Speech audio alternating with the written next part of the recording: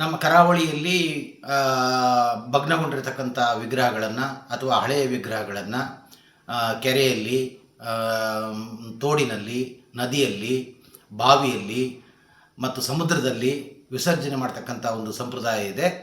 ಅದೇ ರೀತಿಯಲ್ಲಿ ಈಗ ದೊರೆತಿರ್ತಕ್ಕಂಥ ಶಿಲ್ಪವನ್ನು, ಬಹುಶಃ ಹಳೆಯ ಶಿಲ್ಪವನ್ನು ಸಮುದ್ರದಲ್ಲಿ ವಿಸರ್ಜನೆಯನ್ನು ಮಾಡಲಾಗಿದೆ.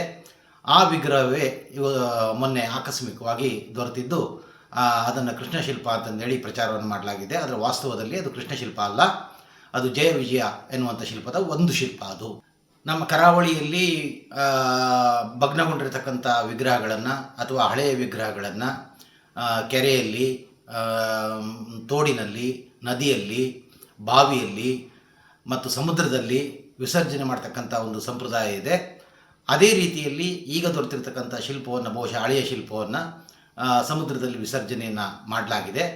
ಆ ವಿಗ್ರಹವೇ ಮೊನ್ನೆ ಆಕಸ್ಮಿಕವಾಗಿ ದೊರೆತಿದ್ದು, ಅದನ್ನು ಕೃಷ್ಣ ಶಿಲ್ಪ ಅಂತಂದೇಳಿ ಪ್ರಚಾರವನ್ನು ಮಾಡಲಾಗಿದೆ. ಅದರ ವಾಸ್ತವದಲ್ಲಿ ಅದು ಕೃಷ್ಣ ಶಿಲ್ಪ ಅಲ್ಲ, ಅದು ಜಯ ವಿಜಯ ಎನ್ನುವಂಥ ಶಿಲ್ಪದ ಒಂದು ಶಿಲ್ಪ. ಅದು